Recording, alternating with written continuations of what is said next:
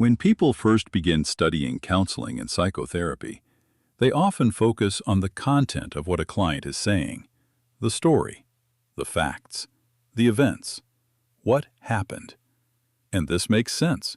After all, when someone tells us about their life, the words seem like the most important part. But as therapists gain experience, something interesting begins to happen.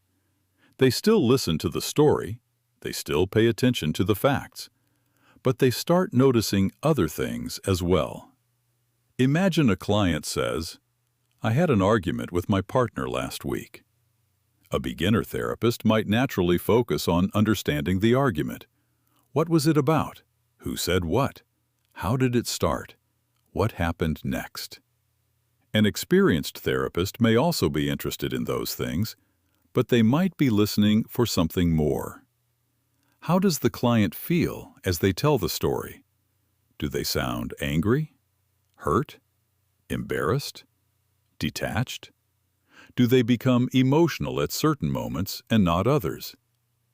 The experienced therapist is often listening not only to what happened, but also to what the experience means to the client.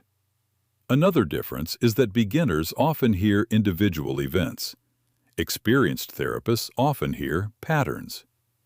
A client might describe a disagreement with their partner, then a conflict at work, then tension with a friend. A beginner may hear 3 separate stories. An experienced therapist may become curious about whether a similar pattern is appearing across all 3 relationships.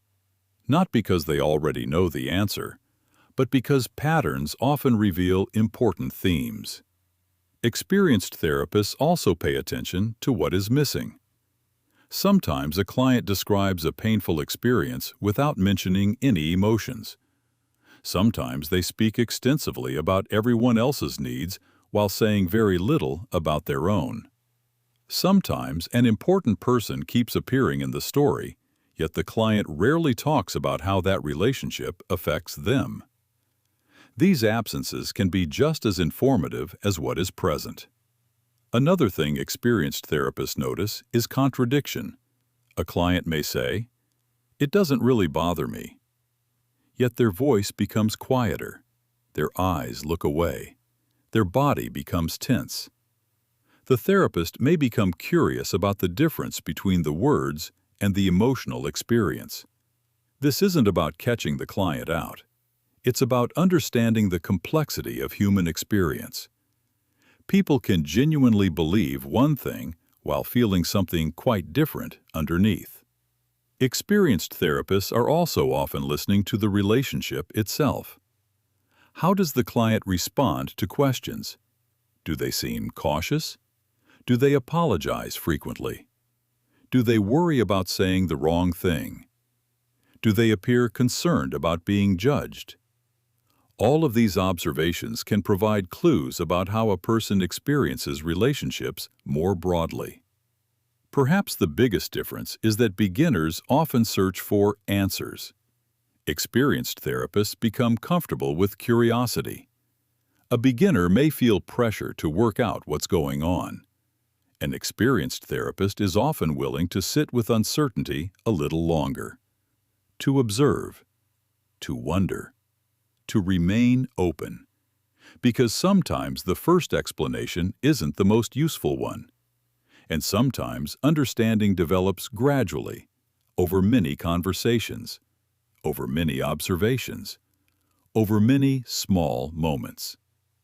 In the end, experienced therapists don't necessarily hear different words.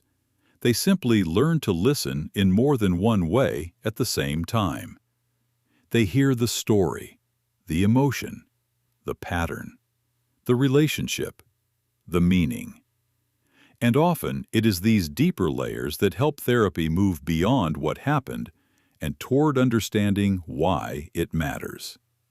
In our next episode, we'll explore what therapists notice when someone laughs while talking about something painful, and why humor can sometimes reveal more than we realize.